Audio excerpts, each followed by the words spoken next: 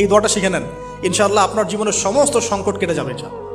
আমি নিজেও এই দোয়াটা বেশি বেশি করার চেষ্টা করি। দোয়াটা হচ্ছে, মুসা আলাইহিস সালাম একটা গাছের নিচে হেলান দিয়ে বসলেন, বসে দেখলেন দুজন মেয়ে দাঁড়িয়ে আছে দূরে, পানি নিতে পারছে না। লোকজন পানি নিয়ে যাচ্ছে, ওরা দাঁড়িয়ে আছে বেচারি। মুসা আলাইহিস সালাম গিয়ে বললেন, কি সমস্যা আপনাদের? এটা নিয়ে আপনারা আবার মেয়েদের সাথে কথা বলার চেষ্টা করেন, ঠিক আছে? তো মাহারাম গায়রা মাহারাম মেনে চলে।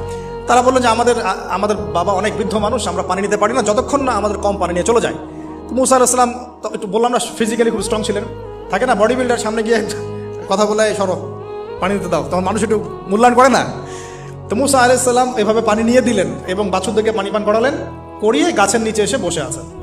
বসে বসে তিনি দোয়া করছেন, এই যে দোয়াটা তিনি দোয়া করছেন, রব্বি, একটা নেক কাজ করলেন না, মানুষের উপকার করলেন, নেক কাজ করে এসে গাছের নিচে বসে দোয়া করছেন, আল্লাহ এখানে তো আমার খাবার পানি বাসস্থান কিছুই নাই, আমি কি করব? রব্বি ইন্নি লিমা আনজালতা ইলাইয়া মিন খায়রিন ফাকির, রব্বি ইন্নি লিমা আনজালতা ইলাইয়া মিন খায়রিন ফাকির। আবার বলেন, রব্বি ইন্নি লিমা আনজালতা ইলাইয়া মিন খায়রিন ফাকির। অর্থ হচ্ছে, হে আল্লাহ, তুমি তোমার পক্ষ থেকে আমার উপরে যে নেয়ামতগুলো দিবে, আমি এর জন্য ফকির হয়ে বসে আছি। আল্লাহ অর্থ বুঝে পড়বেন ভাই, নামাজ রোজা হজ যাকাত যাই করেন আল্লাহর ওয়াস্তে অর্থ বুঝে পড়বেন। অর্থ বুঝে পড়লে আপনার ইবাদতের স্বাদ পাবেন, তৃপ্তি পাবেন, আল্লাহর সাথে কানেকশন হবে, আল্লাহর নূর পাবেন, মাআরিফত পাবেন, সত্য স্বপ্নও দেখবেন তখন ইনশাআল্লাহ।